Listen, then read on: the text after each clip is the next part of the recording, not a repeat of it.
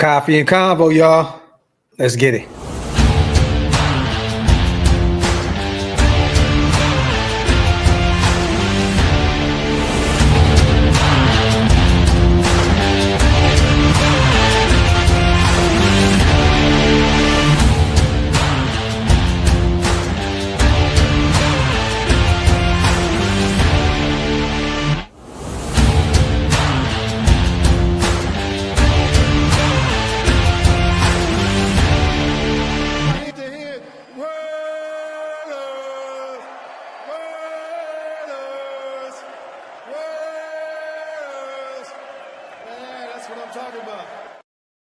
Yo, salute to everybody already here in the building, man. You guys know what time it is. We are back. Welcome to the latest installment of Coffee and Convo. I am your host, Graphk Raider, man. Salute to the greatest chat in YouTube history. As always, I appreciate every single one of you guys for being here. Get those likes up, wipe them feet, and also hit that subscribe button. If you are not subscribed yet, we are almost to 30,000 subscribers. We cannot do it without you guys. Also, if you get a chance to share out the link, let everybody know where we are over here at OLV Raiders Network. Yeah, you guys, I started a little early. I just got a phone call. I got to go handle some stuff for my son at school. So I had to get this in quick. You know what I mean? It's not going to be a long live, maybe 30, 45 minutes tops. I got some family stuff that I got to get to. So my apologies for those who are probably not going to catch this at the original time, but I had to do it early. As a father, you know how things go. Shit gets tricky. So salute to everybody. I see Green Dot Gang is heavy in the building. Harold Green, Mikey, Austin, Duke, Gio. I see CGR, one of the mob fathers in the building. JX Raider, Mutation. Salute to you guys, man. James Bowles, all my guys here in the building. A lot to talk about today, you guys. We're going to talk about, you know, it is mock draft season officially for our Raiders. Only 12 games in, and we're already talking about the draft, but, you know, we're already eliminated.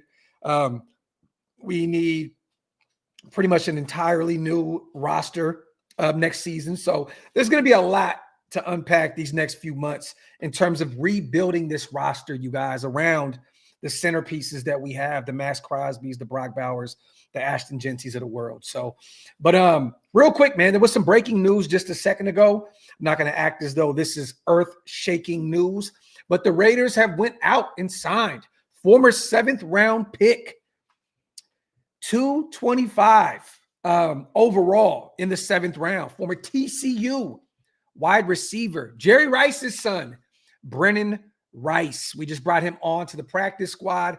He has kind of bounced around up to this point, you guys. He's been from team to team. He was initially with the Chargers, then he kind of bounced around a little bit, and he has landed on our practice squad. Yesterday, we made a few moves also. We brought Greedy Vance up to the active roster. He's officially signed. Love the move. And we waived 2 players.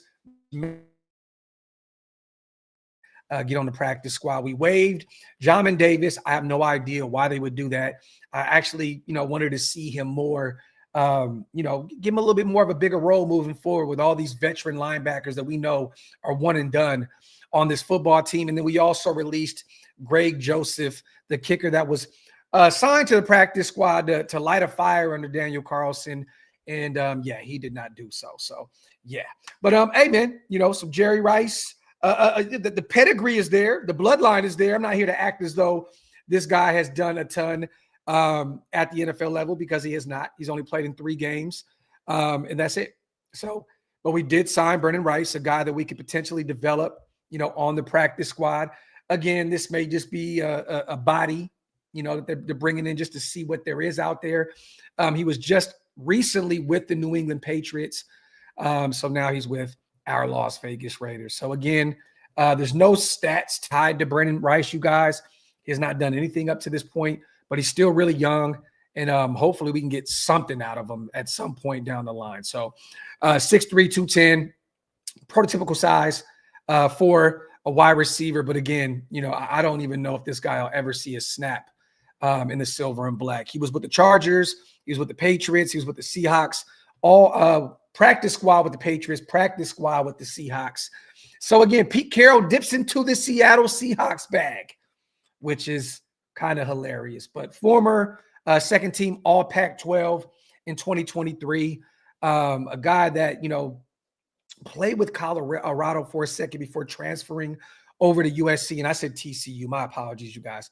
My brain is all over the place right now. If you guys were on the phone, my son is acting a fool right now, so I got to get up out of here in a minute. But USC. So the USC connection is there with Brendan Rice, Pete Carroll. The connection with the Seattle Seahawks is there as well. So it makes sense. This is what Pete has been doing all season long. Again, Greedy Vance, UDFA, USC. Stone Forsythe, Seattle Seahawks. Jamal Adams, Seattle Seahawks. Geno Smith, Seattle Seahawks. The list goes on, right? So he's kind of dipping into his bag, so to speak. So there you go, man. Raiders went out and signed Brendan Rice to the practice squad. And in a corresponding move, dumped Jamin Davis and also Greg Joseph off the practice squad and elevated Greedy Vance onto the active 53-man roster. So there you have it. Who do you got, Mendoza or Simpson? I like them both, but I really, really like Ty Simpson. Again, I'm really intrigued to see what the playoffs look like and kind of get a better idea of what these guys look like against some of the top competition out there. But I like Mendoza. I think he has that prototypical size. I know that he loves the game. I really enjoy listening to him talk about football. He really loves the game. He really knows the game. But Ty Simpson to me is just a guy, I don't know what it is. Even in limited capacity, I just feel like he has the poise. He knows how to read defenses. I think if Ty gets to the NFL level and he goes to the right situation, you could say that about any quarterback. But again, I think he could be great. So, but I like both those guys. But I'm really starting to watch more of Dante Moore's tape. Not the biggest Oregon guy. I'm a Notre Dame guy, so I don't really, but I like this kid. And it looks as though all the talk has been, you guys, that Dante Moore will not come into the draft, this upcoming in 2026, that he's going to stay around and stick around at the collegiate level another year with all the NIL stuff. He can make his money and kind of develop another year, right? Well, some interesting news kind of broke a day or so ago, and I wanted to talk about this because it looks as though his OC is signing with with Kentucky. Going over there, this offensive coordinator, Will Stein, he accepted the head coaching position at Kentucky. So, again, a guy that put together a really nice offense out there, really helped develop Dante Moore out there in Oregon. Dante has done his thing this year. He looks really good. 2,700, 33 yards, passing, 24 touchdowns to go with 6 picks. He's 20th in QBR, 77.2. But this is interesting, you guys, because does this change things? Does this make Dante Moore think, you know what, I don't want to stick around and potentially, hurt my draft stock by having another guy come in, maybe a new system, new signal caller on the offensive side of the football. Maybe it potentially derails Dante Moore. At this point, I think regardless of what happens here, if he does go into the draft, I think that Dante Moore, regardless, is a top 5 pick because there are QB needy teams out there. Us, the Saints, the Jets. There's a lot of teams. Pittsburgh could potentially be looking at one and maybe even try to move up the board to bring one in because, again, Aaron Rodgers is on his way out. He's old. They do have Will Howard kind of waiting in the wings, but do they believe in him? We shall see, to be determined. Miami could potentially be looking at a quarterback. I'm just saying that this is a kid that could potentially be a top 3, top 5, bare minimum top 10 pick. And with his OC leaving, a guy that Dante Moore has a lot of love and respect for, that definitely helped him develop this year to become one of the top prospects to potentially enter and declare the NFL draft next year. Things just got a little bit more interesting here, you guys. So I like Dante Moore's tape. I really, really enjoy it.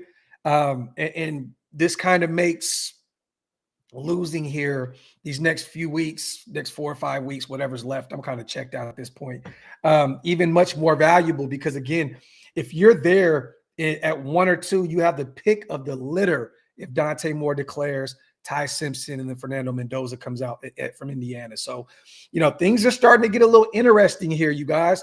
This is another intriguing prospect that once again is doing some really, really good things out there at Oregon. He's made all the throws.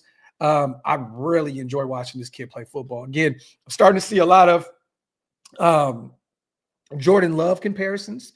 I'm starting to see a lot of CJ Stroud comparisons. I like those. And I'm going to do a lot more homework, a lot more tape breakdown on him moving forward. And I'll give you a better, not a better comparison, because those are great comparisons to the guys who are putting it out there. But I kind of want to form my own opinion here.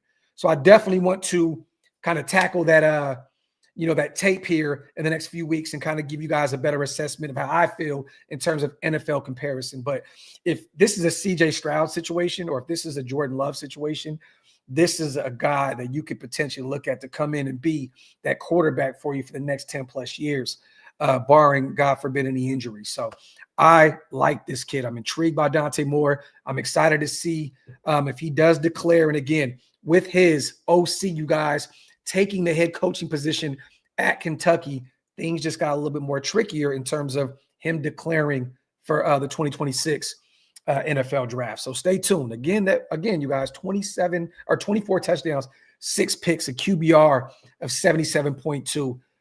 I like this kid. I think that he could be something at the next level, and we'll see where this thing we'll see where this thing goes.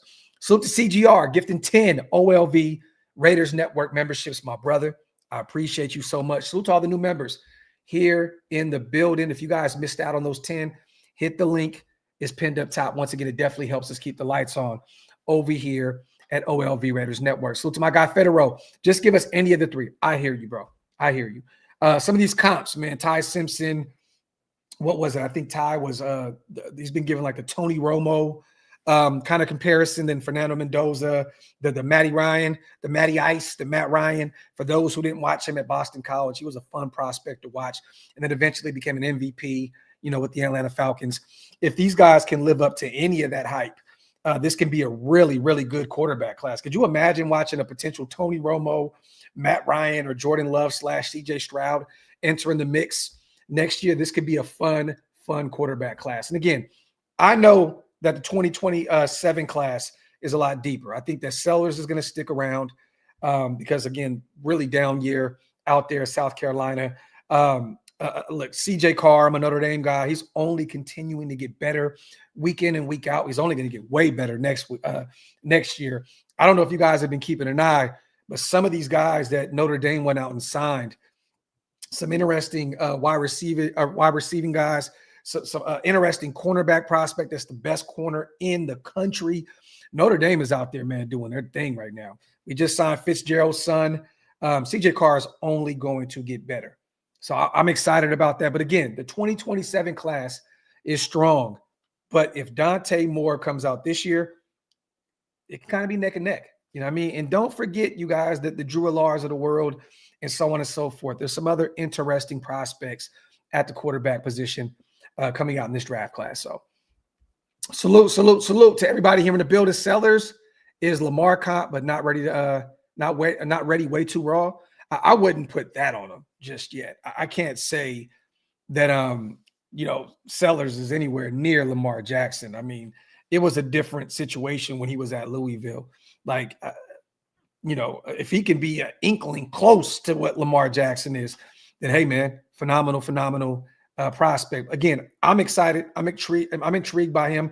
He's a very raw prospect, but if he gets in the right situation, I can see Jesus that if he goes to like McVay and gets a chance to sit over there and develop behind a great, phenomenal offensive mind like Sean McVay, he could be something down the line.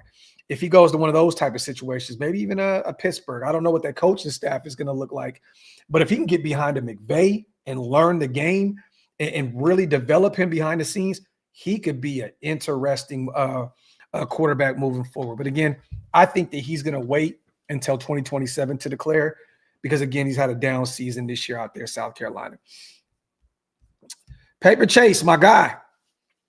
Graphk, what's your thoughts on this scenario? We end up at pick number 2 after going 2-15. We let one of the Browns or Jets trade up with us to grab a quarterback and get firsts this year and next year. Interesting. Paper Chase, let me ask you this.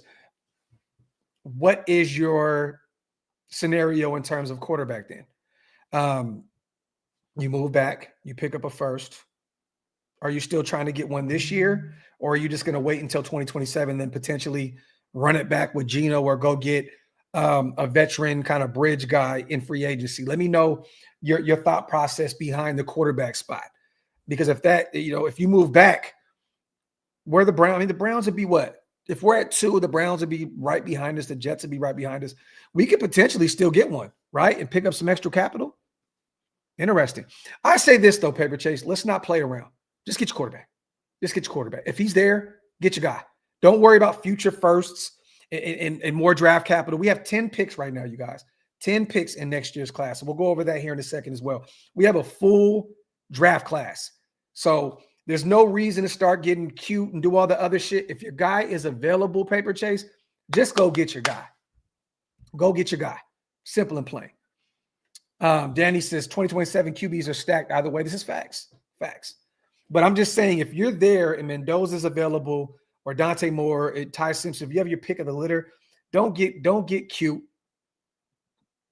Don't get all, funny. Just get your guy.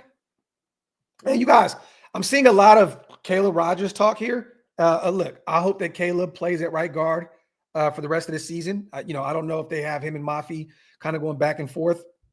They kind of split reps. I think Mafi had like 34 reps at right guard and Caleb Rogers had 17. We got to kind of pump the brakes a little bit here. Everybody's saying he was the best rated. Yes, he was. He had 17 snaps. Okay, so things kind of come back down to earth a little bit when you're out there getting more reps than that. Again, you have to do with what you have, right? He took advantage of those 17 reps. He looked really good out there. But again, it's only 17 reps. So I want to see him get up to that Mafi, Antonio Mafi, those 34 or 35 reps, whatever it was, so I can kind of get a better assessment of where he is. But again, I'm going to kind of pump the brakes on the whole Caleb Rogers chatter. I'm a fan of him, but I still had a 6th-round grade on him last year. I thought that Spy Tech definitely got him way too early.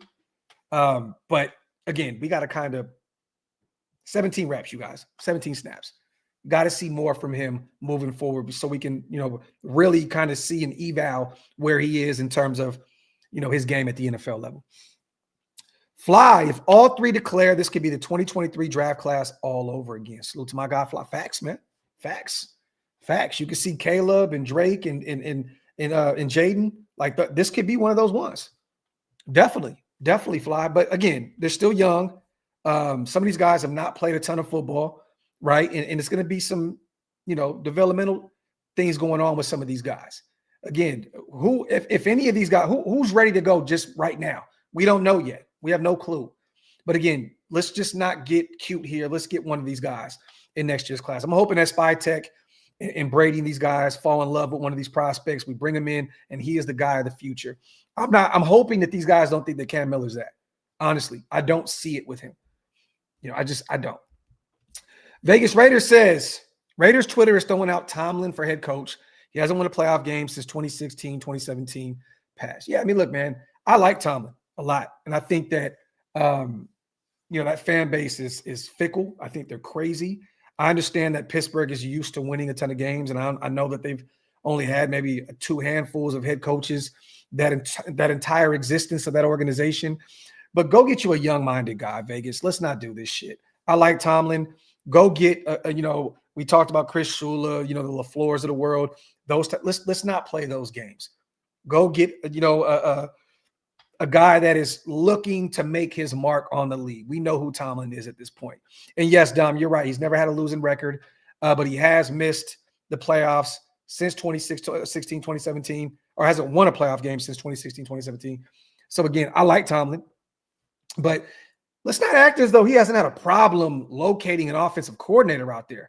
And let's not act as though, you guys, after, Ben Roethlisberger, that these guys haven't just been looking for the next thing at the quarterback position. A lot of that falls on Tomlin's shoulders. It is.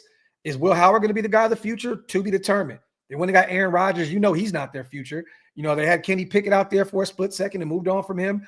Like, honestly, he's had a problem bringing in an OC that can develop a quarterback. So I'm good. I'm cool. Like Tomlin, I think that he definitely deserves another job, a job if Pittsburgh moves on from him. But I would rather go in a different direction. Simple and plain. Chris Shula is who I meant. Look, Harold, that is my guy. That is my guy.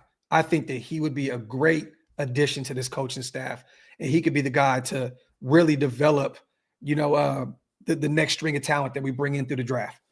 Definitely, man. A guy with a great defensive-minded, guy that can also bring in another young, fresh OC that sees the offense the way it is in today's NFL. You know what I mean? So, but we'll see. We'll see. Hey, Jesus, I mean, you want to just rank him off of one game? I mean, the Panthers have been doing some great things, this season. They've been kind of up and down football team, but let's not act as though they're not in the hunt right now. Don't they have like 7 wins this year?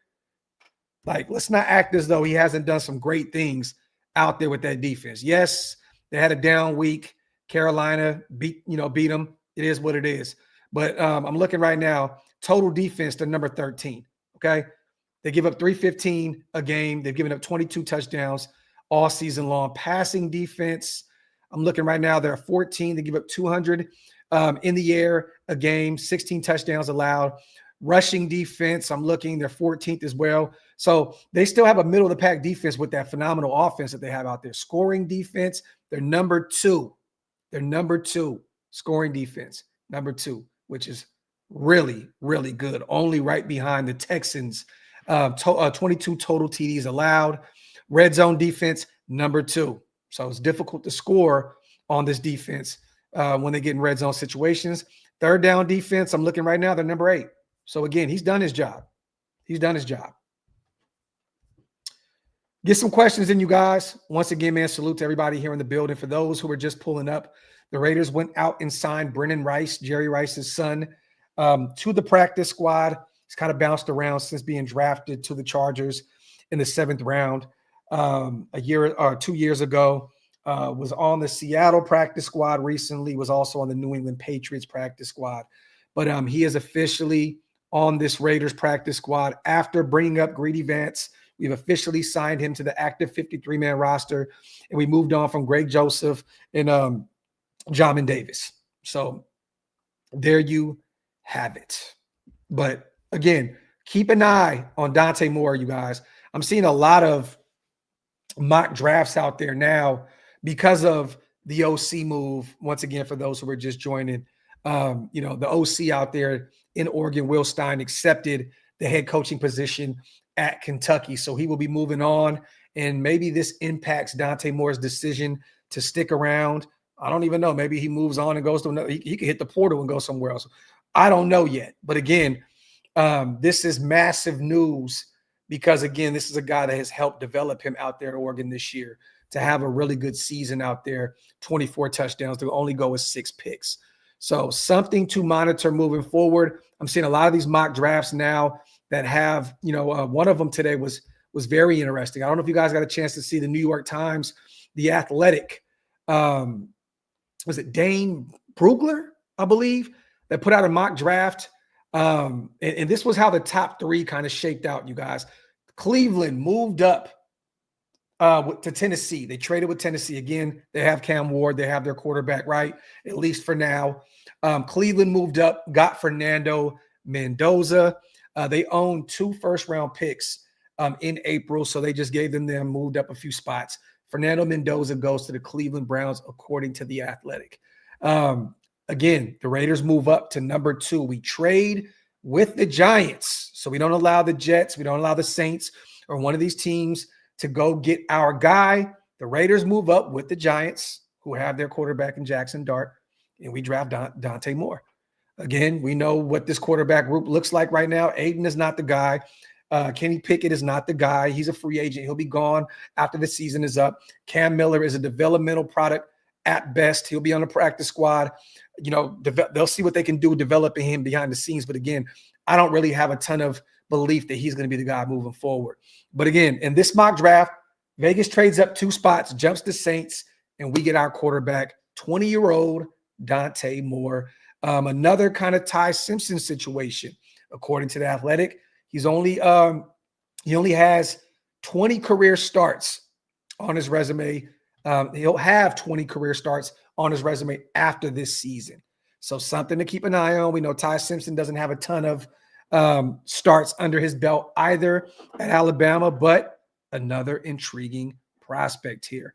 Very high ceiling with Dante Moore. He is really, really fun to watch.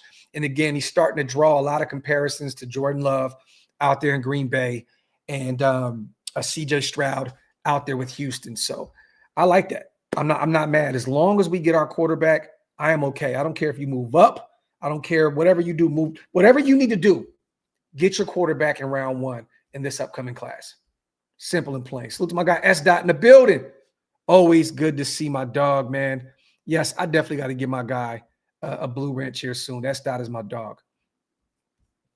Let me see. Week first round this class. I disagree with you, Pigs.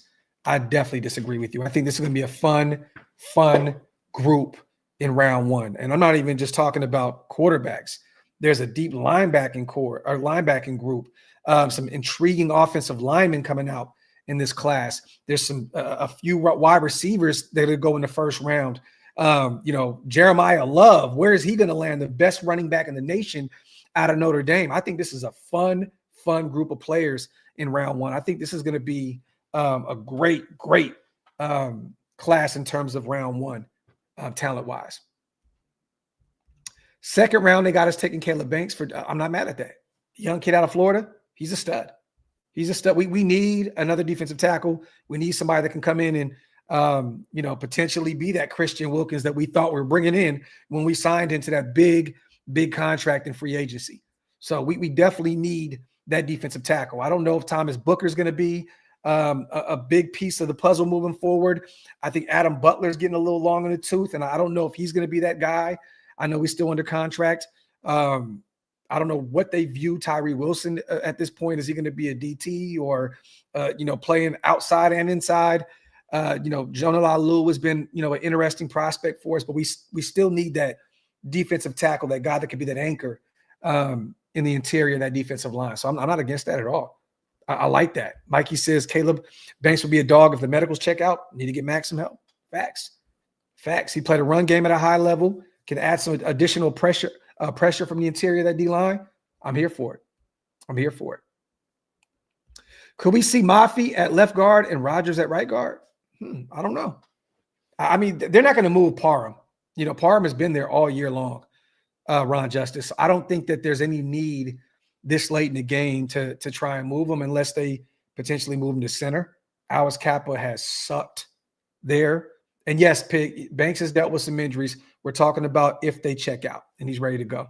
But I don't see them moving Parham this late in the game.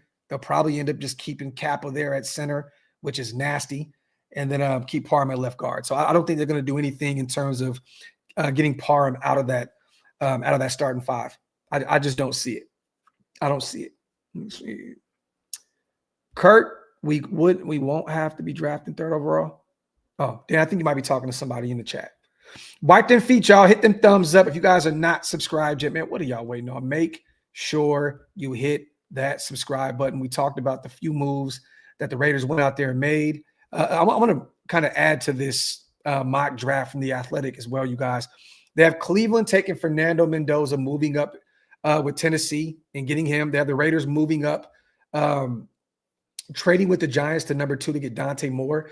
They have the Saints getting Arvell Reese, who a lot of people think that he's the best player in this draft class. I'm not mad about that at all. So New Orleans gets that anchor on that defensive line.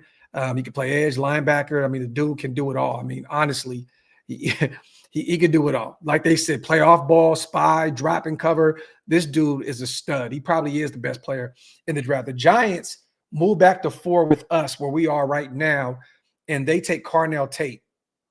Big move. Jackson gets some help out there at the wide receiver position. I think that's a great move for them. With him and Malik Neighbors, that'd be a phenomenal 1-2 punch out there for Jackson Dart to build with, Scatterboo and those guys, Tracy and those guys at the running back position.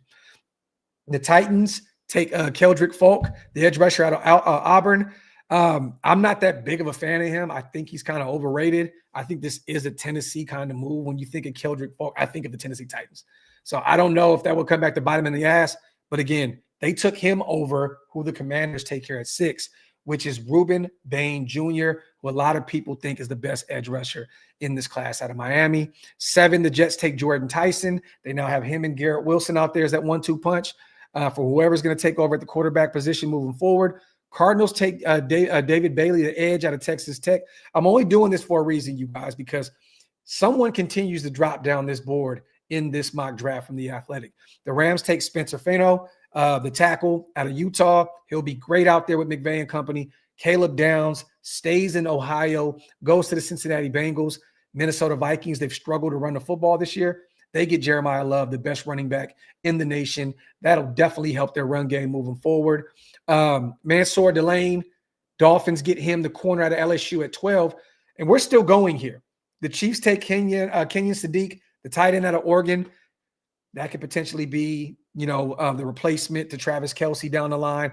And then the Steelers finally at 14 take Ty Simpson there at quarterback to come in and take Aaron Rodgers' spot.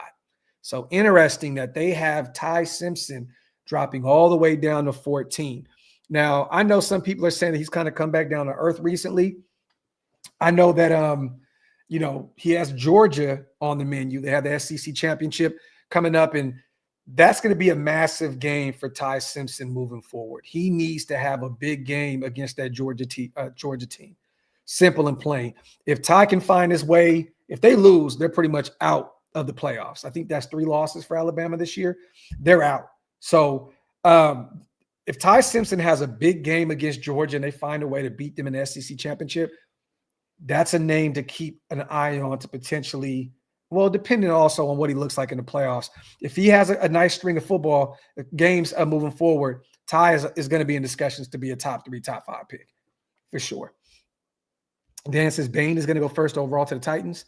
I could definitely see that. For sure. So to my guy Rube in the building, my dog. Much love, brother. Appreciate you. And Jay, we talked about Brennan Rice being signed to the Raiders as well. Yeah, he definitely was nice at USC. Parham will hit free agency, and the team will get him and move him to center, and he will ball out. We've seen this several times as Raider fans, right? He's built like a stout center. A lot of people had him as a center coming out of Memphis, Rube. So I can definitely see this happening. He played great in 2 games. He played center for us. So there you go. Could definitely see that. Going somewhere and being, well, what happens when some of these guys, come in and what happened with Big John, right? John Simpson becomes a baller, goes to Baltimore, and he's one of them ones. We've seen this year in and year out with the Raiders. We get rid of talent. They go elsewhere. They're playing at a high level. I watch Harper out there doing things with Detroit right now. You know what I mean? So again, Raiders move on from players and they become studs elsewhere all the damn time. You see it week in and week out with us. Move on from somebody, they end up going somewhere and becoming a dog. Sucks to say, but just is what it is. But I can definitely see Dylan Parham being spectacular at the center position if he goes to a team who has, the right O-line, the right pieces around him, for sure. Yeah, Kurt. Klee is out there working wonders with the Niners right now. Looks really good.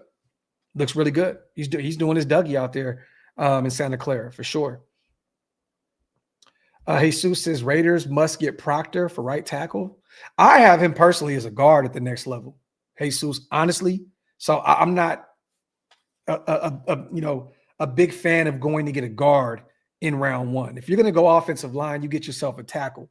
And I personally don't have Proctor as a tackle at the next level. Now, maybe another team thinks differently. I look at him as a guard. I think that he's going to move to guard at the next level, personally. I know Wasted has him as a tackle at the next level. I beg to differ. I think he's going to be a guard.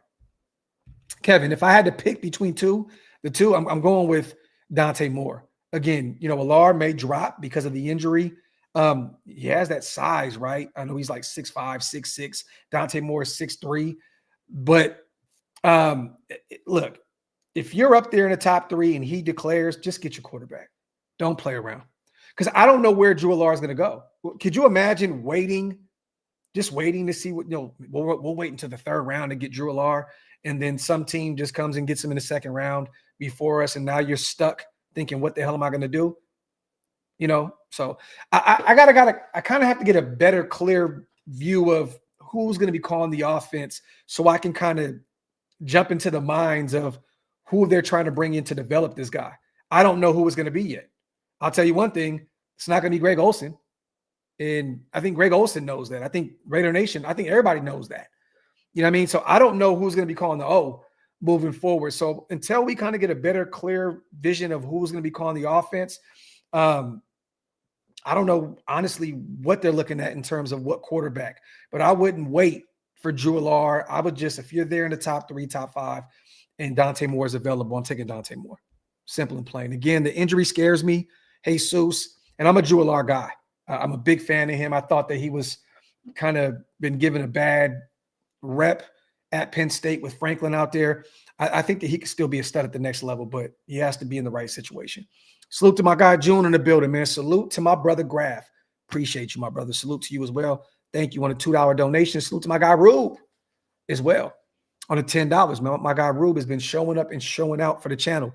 Mendoza versus Ohio State. Ty versus Georgia. I remember CJ Stroud for $350 versus Georgia and lost, but it stamped him as a top quarterback in the draft. These next few weeks matter for the quarterback prospects. Rube with a bomb. I agree, bro. It's going to be fun to see Mendoza play against that kind of talent. See what he has, you know, see who he really is. Because a lot of those guys, offensively and defensively, they're NFL caliber football players. There's a reason why Ohio State is number 1. There's a reason why they're coming off of a national championship title last year. Yes, so we're going to really see who Fernando Mendoza is moving forward, and also get a better idea of who Ty is against that Georgia defense as well. My guy Rube, man, my dog, man. Salute to everybody here in the building, man. Real talk. Appreciate you guys as always. Make sure you guys wipe them feet. Also, hit that subscribe button if you guys are not subscribed yet. Let me see. Thoughts on Cassius, or is that how you say it? Cassius Howe from Texas A&M. Hey, Bubba, having a phenomenal year out there, right? 11.5 sacks, a forced fumble, 19 solo tackles, 6'2", 248. Man, he's a stud. He's a stud. Now, I don't know.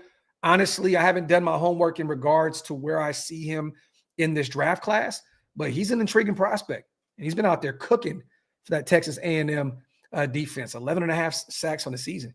It's big, man. It's big. He'll probably end up being a first-round talent. You know, dude's a baller. Dude is a baller for sure. Let me see. Salute to Nada, greatest chat in the world, here for that content. And we're doing a doubleheader today, Nada. 6:15 Central Time, I believe. Yeah, 4:15 Pacific Time today, you guys. Me and Ben over at Sports Talk Denver will be doing the Raiders Broncos preview. So stay tuned for that, you guys. We are double dipping today.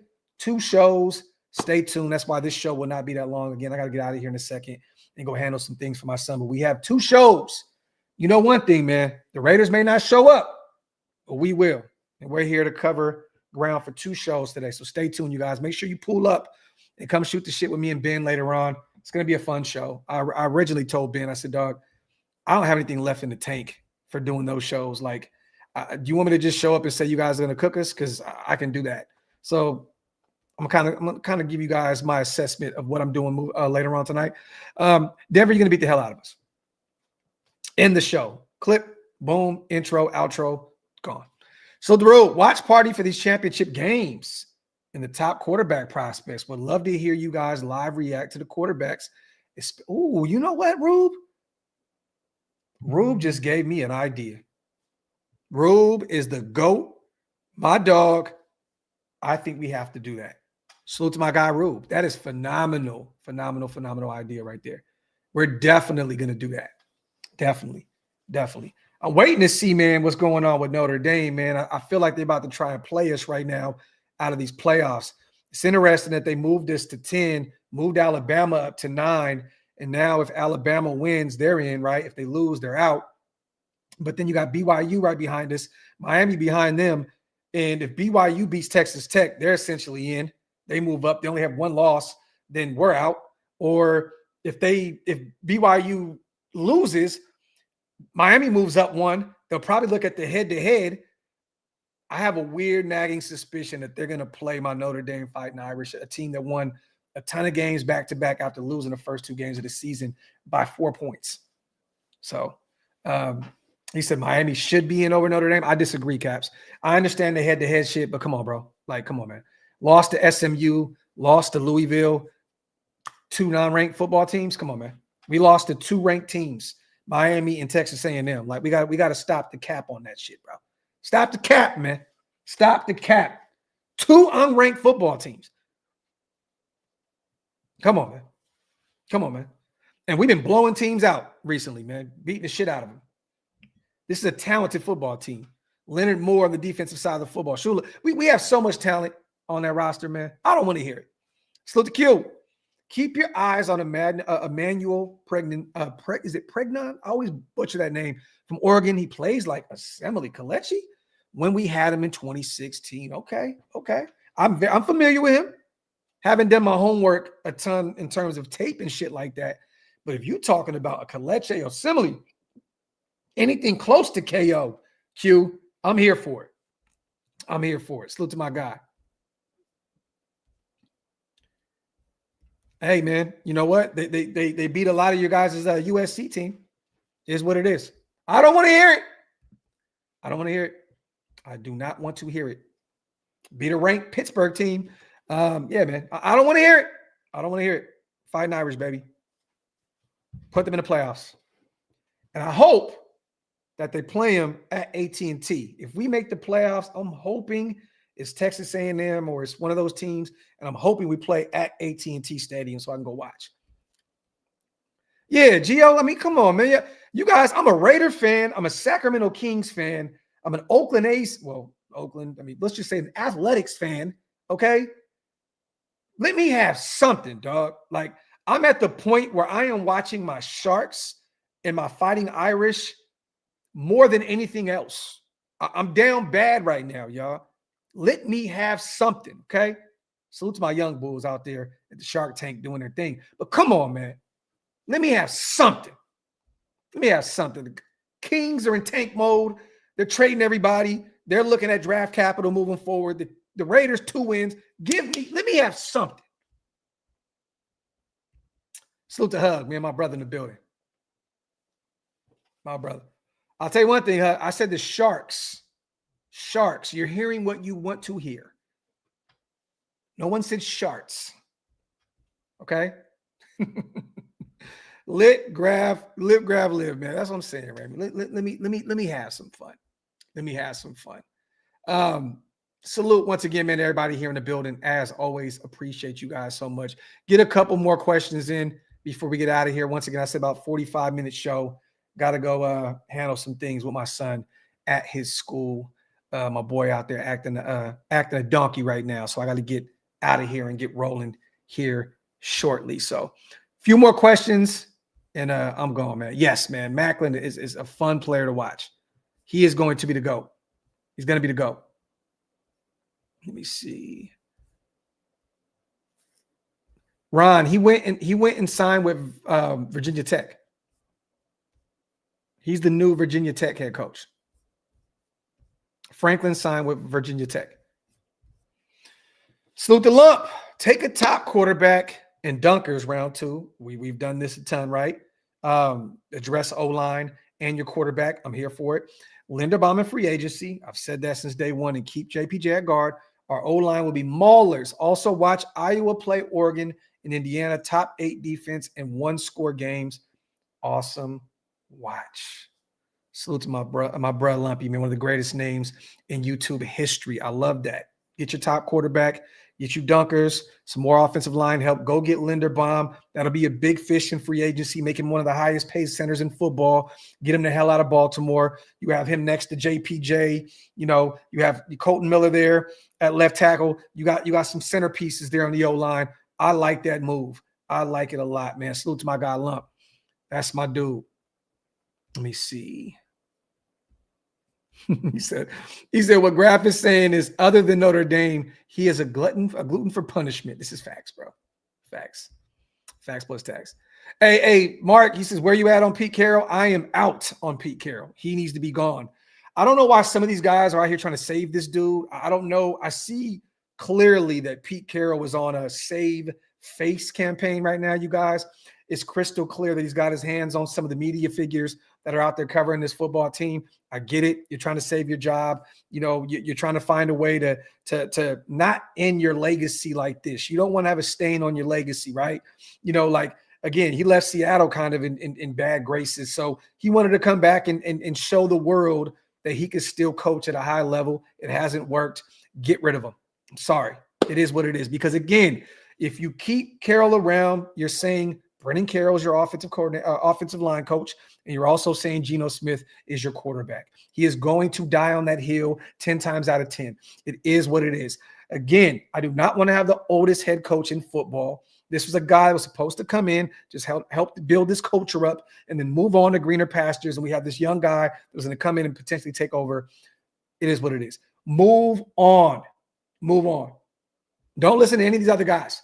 Sorry, y'all. Don't listen to any of these other guys. Seen a lot of these dudes out there preaching about, oh, Carroll, and give him another year. Hell no. No. No, no, no. Even if he agreed to move on from Geno and Brennan Carroll, I still wouldn't bring Pete back. It is what it is. Mikey says, is Marcus Freeman an ND lifer, or do you see him getting NFL interviews very soon? Mikey, I'll say this. He just came out in an interview on like Good Day. I forgot what it was, but he said that he's staying with Notre Dame. I'll say this. Maybe down the line, he kind of flirts with the idea. He has a really good job out there in Notre Dame. They got some really good future prospects that they just signed and brought in. Notre Dame is going to be good for a long time. So, again, I think that he has like the perfect job for him. But there's only one job that I think that down the line he would potentially accept, and that's his alma mater, Ohio State. You know, once again, he went there, former linebacker for Ohio State. I know they already have their guy out there in Ryan Dabley, right? Like, they have their dude. But, again, I think that that's the job that down the line he will not be able to refuse. I think he's going to say, you know what? That's the one job. If they end up moving on from Ryan Day, let's just say Ohio State in the next few seasons kind of start tailing off and shitting the bed a little bit, I think that that's his dream job. I do. So I think he'll stick around with Notre Dame as long as possible.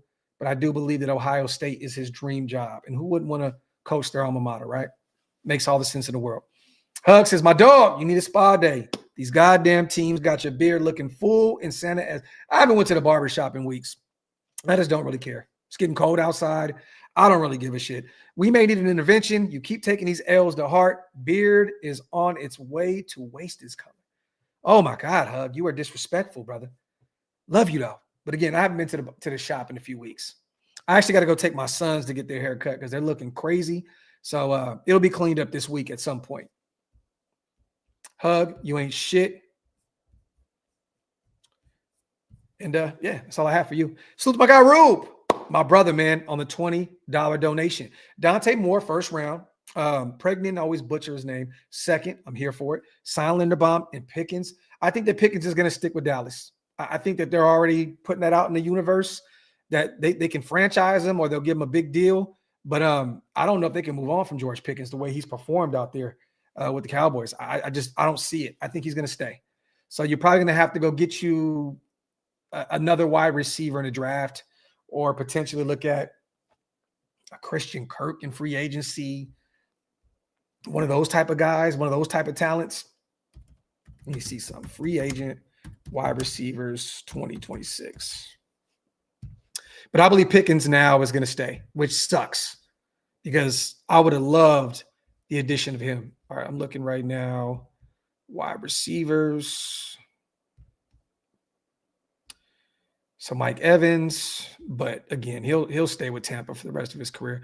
Christian Kirk is an interesting guy. He'll be 30 years old, I believe, next year. Deebo Samuels, there's no reason to go that route. I'm looking at these names, you guys. There's nobody really out there. I mean, Marcus, I mean Hollywood Brown. I mean, yeah. Johan Dotson, Wan'Dale Robinson.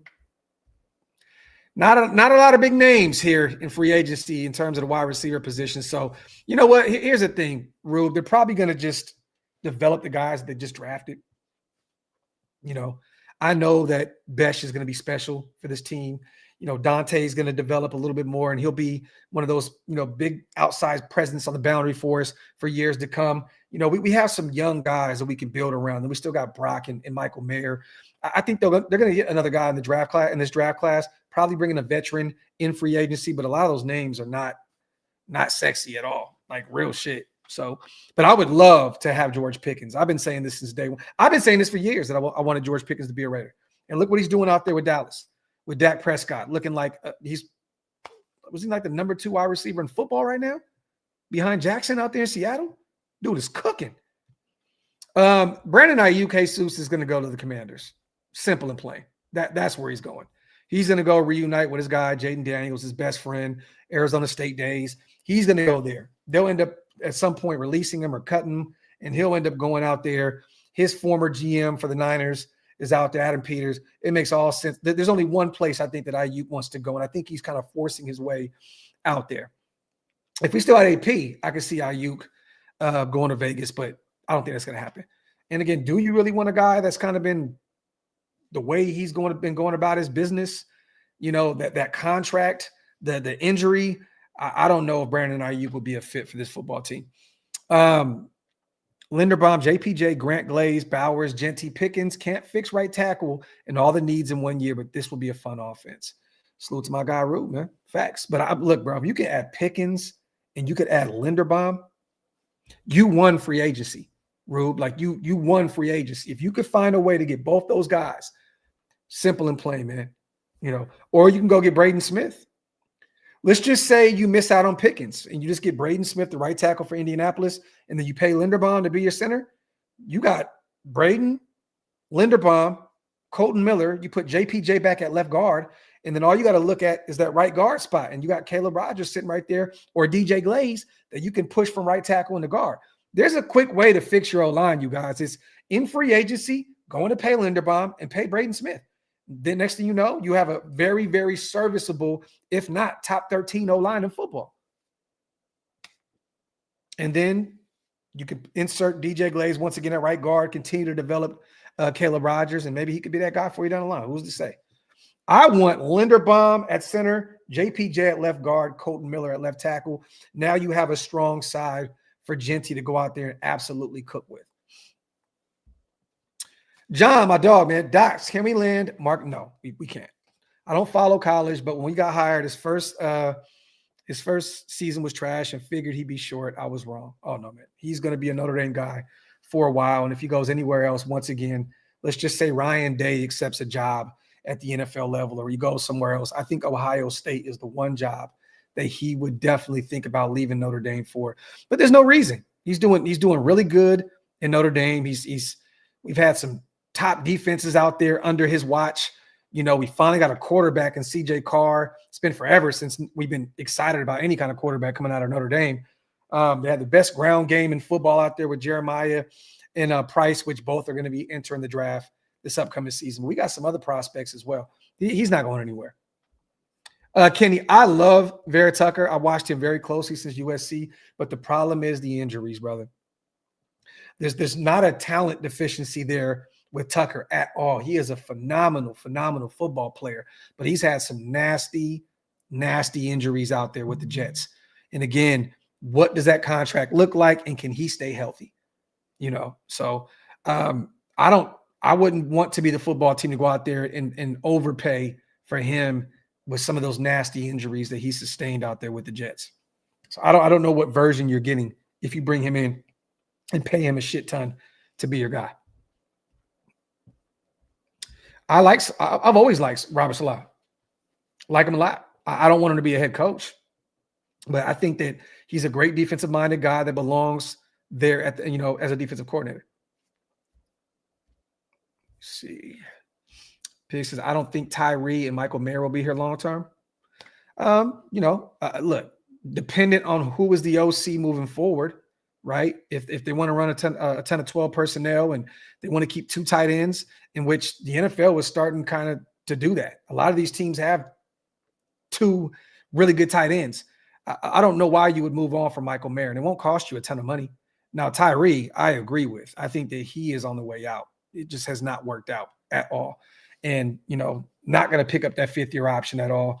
I think they'll let him walk or potentially try and trade him in the offseason. But, again, I don't see him as a piece of the future on that Raiders defensive line. I don't. But, again, Michael Mayer, I think that he is going to stick around for a while. I think that 1-2 punch with him and Brock can pay off in the long run. They're both still young guys. They're both still on rookie deals. There's no reason to move off from Michael Mayer. Let me see. Yeah, it's not. And there's a reason why the rumors came out, right, that the Raiders were trying to make him the highest paid defensive coordinator while making Chip Kelly the highest paid offensive coordinator in football. And he chose to go back to the Niners, which made a ton of sense. They're fighting, to win the division right now. They're a playoff football team, even with all the injuries that they've sustained, losing Fred Warner, losing Bosa. I mean, Salah's still out there working wonders right now, losing the best defenders. It's crazy. It's crazy. Let me see. All right, I read all those. Let me read this real quick. Salute to Rich. Graphk, would you like Shula, Brian Flores as head coach with Todd Monken as offensive coordinator? I like Flores. Again, he may be a name that I think is kind of like the Robert Salah situation where he's a better defensive coordinator. You know what I mean? Like, just stick to what you know. Maybe he does get a job elsewhere. I know that he was kind of blackballed out of Miami and then kind of, not really being able to find, another head coaching position. Since then, he's a phenomenal defensive mind. He's worked some wonders out there in Minnesota. Does he deserve another job? Definitely. But I personally would stay away from that. I would go Shula. And if Todd Monken wanted to come over and be the OC, I'm here for it. I know that offense has kind of struggled this year. He's kind of gotten away from Derrick Henry at times. Lamar Jackson has dealt with some injuries this year, right? Baltimore is not really the same football team they once were. It is what it is. I think that's going to be a team you're going to see a lot of change in the offseason moving forward. But I wouldn't be against that. A Todd Monken, Chris Shula duo, wouldn't be against that at all. Raider Nation for Life says, what do you think about bringing in Jim Schwartz? Nah, I'm cool. I am cool. Doing big things out there with Cleveland, though. Talk, Graphk, talk. That's how you know you have a great defensive court. Yeah, there you go.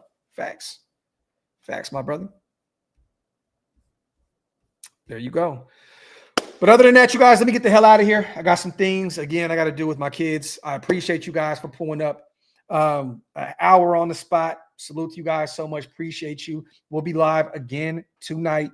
Me and Ben will be breaking down Raiders Broncos. Hopefully everybody pulls up, comes in and hangs out, supports us, because I'm going to need y'all help tonight, man, because, again, doing any of these cross shows with the Broncos are on the top of the league right now, and we're on the bottom of it. So it's always difficult to cover these kind of shows. I have nothing left in the tank to give. But again, I always look forward to doing shows with my dog Ben. You know what I mean? So Pick says Barstool reported AP admitted to tanking on the show with Gruden. I didn't see that.